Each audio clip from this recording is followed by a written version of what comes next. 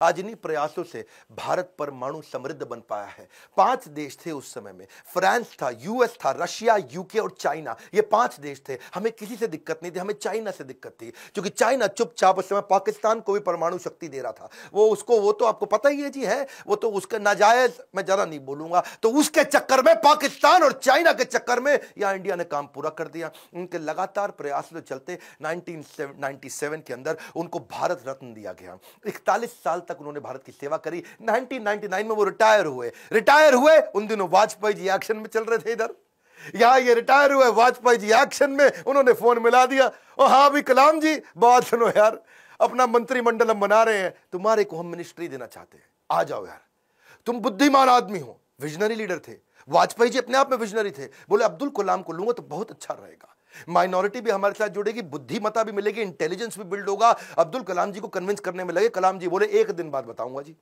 1 दिन बाद कलाम जी ने फोन कर दिया कि जी मैं अस्वीकार करना चाहता हूं, और मिल करके फिर जाके बोला कि मुझको एक नई पीढ़ी तैयार करनी है जो भारत को विश्व गुरु बना सके। एक नई पीढ़ी तैयार करने के लिए मैं कॉलेजेस में पढ़ाना चाहता हूं। अपनी टीचिंग के प्रोफेशन के लिए अन्नामलाई यूनिवर्सिटी तमिलनाडु साउथ वापस चले गए। अगली बार यहां तो सब ठीक हो गया, अब जब राष्ट्रपति बनने का समय आया 2002 में, कई लोगों का नाम आया, बहुत सी चीजें आगे पीछे हुई, और उन्हीं दिनों जब वो नाम आया तो फिर से यहां घंटी बजती रही इनके ऑफिस के अंदर, कलाम जी के।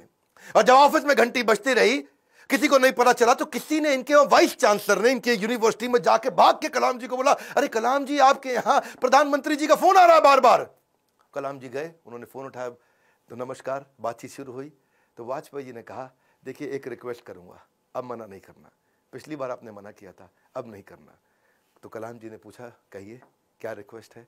वाजपेयी जी बोले, हम आपका नाम देश का राष्ट्रपति बनाने के लिए रिकमेंडेशन देना चाहते हैं, आप हाँ कर दीजिए।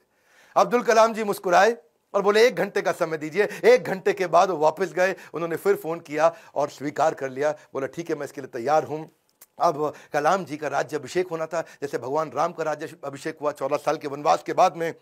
और भगवान राम जब वापस आए और उनका अभिषेक, तो अभिषेक के समय पर उनके भाई ने उनसे पूछा कि आप किस किस को राज्य अभिषेक में बुलाना चाहते हैं। तो भगवान ने बोला 14 साल में था नहीं, मेरे यहाँ कोई दोस्त है नहीं, और जो हमारे दोस्त थे उन सबको आप जानते ही हैं, आपने सबको इन्वाइट कर ही लिया होगा। और इतने में भगवान राम ने कहा, हाँ पर इस वनवास के दौरान मेरा एक दोस्त बना था।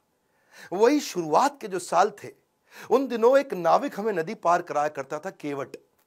वो केवट ने हमारी बहुत मदद करी है, वो हमारा मित्र है। उस केवट को बुला के लाओ राज्याभिषेक में।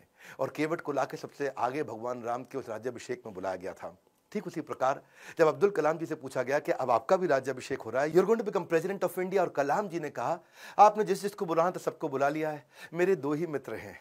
जब मैं साउथ में रहा करता था तो उस समय एक मोची जो मेरे जूते बांधने में फटे जूते होते थे, उसने मेरी बहुत मदद करी, वो मेरा मित्र है, उसको बुला लीजिए। और एक ढाबे वाला जिसने उनको खाना खिलाया और कभी कभी 2 रोटी एक्स्ट्रा भी खिलाई, बोला उनको दोनों को जरूर बुला लीजिए। विनम्रता के उदाहरण खत्म थोड़ी होंगे।